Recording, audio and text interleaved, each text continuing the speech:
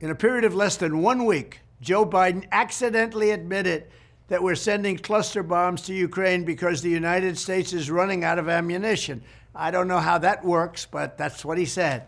Then he called up reserve forces to ship them to Europe, proving that we are running out of troops, and that's also a fact.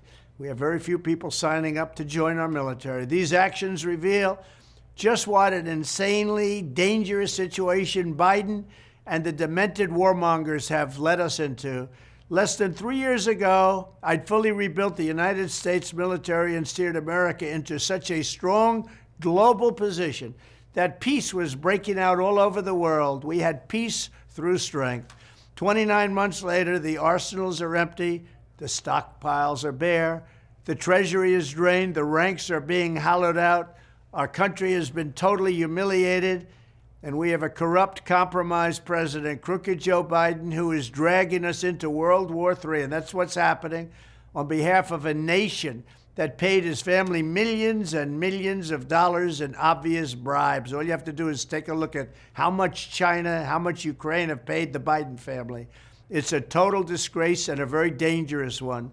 Under these circumstances, the notion that we would even consider admitting Ukraine into NATO at this time is completely unhinged. Joe Biden can't even walk up a flight of stairs on Air Force One, and he can't put two sentences together. The last thing that this incompetent administration should be doing is risking war with a nuclear-armed Russia or China or other countries. We have somebody that doesn't have a clue representing us. When I'm back in the White House on day one, we are returning to a foreign policy that puts America's interests first.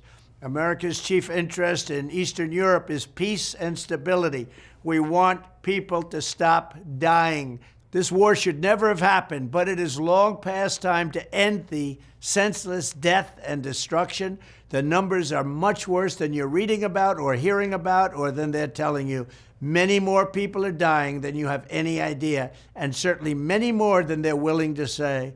Then, as I work to again rebuild America's military strength and deterrence that Joe Biden so foolishly squandered, we need to take a long, hard look at defense procurement and our defense industrial base, because it's been withered down to nothing. Given all the money we spend on the Pentagon, it's unacceptable that we would ever run out of ammunition or be unable to quickly produce the weapons needed.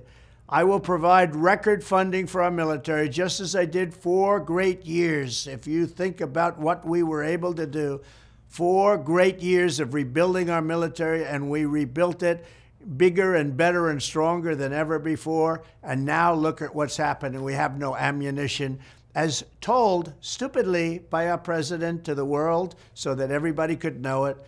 But I will also insist that we get more for every dollar spent, because we're spending too much money foolishly and our prices are too high.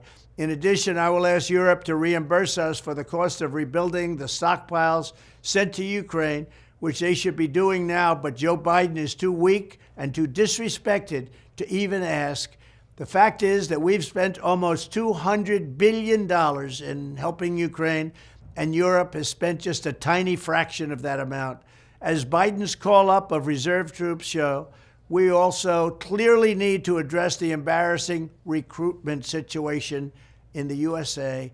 Joe Biden's woke policies and political purges have repulsed many great patriots from serving. They don't want to serve in our military. Frankly, they disrespect our president. That's a big factor.